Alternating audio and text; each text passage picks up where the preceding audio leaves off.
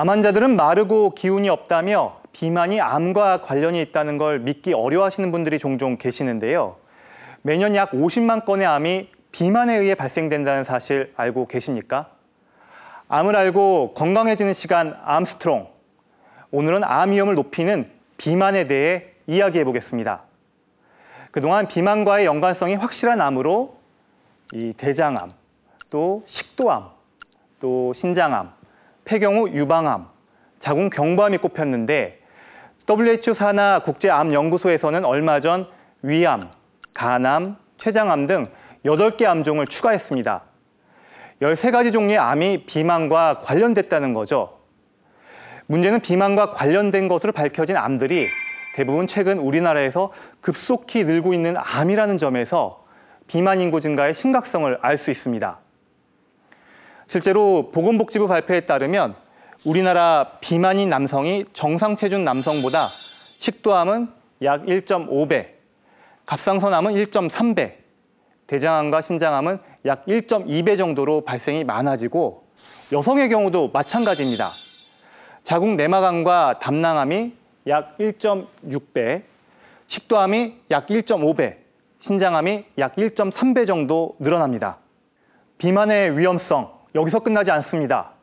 최근엔 비만이 2차 암, 그러니까 재발이 아닌 전혀 새로운 부위에 생기는 암에 걸릴 위험성도 높인다는 연구 결과도 나왔습니다.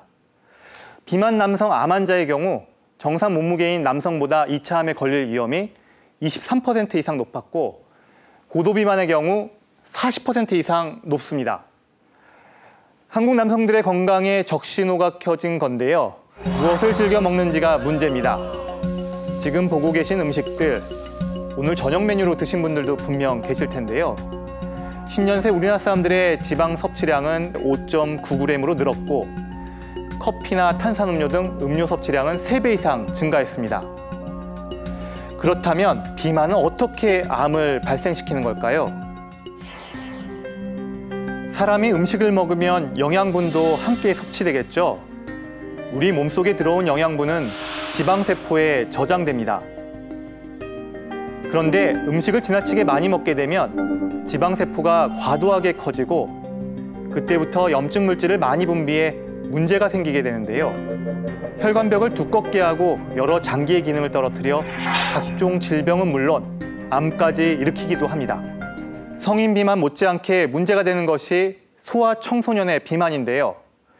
우리나라 소아청소년 6명 중 1명은 과체중이거나 비만인데 운동 부족이 가장 큰 원인입니다. 어렸을 때 찐 살은 나중에 키로 간다는 말이 있죠. 그래서 아동 청소년기 비만을 대수롭지 않게 여기기 쉬운데요. 어렸을 때 비만했던 사람은 성인이 돼서 암 발생 위험성이 높아진다는 국립암연구소의 보고가 있었습니다. 소아비만이 암 발병으로 이어지는 이유, 무엇일까요? 일반적으로 살이 찌면 지방세포의 크기가 커지는데요. 반면 어릴 때 살이 찌게 되면 성장과 함께 지방세포의 개수가 늘어나게 됩니다.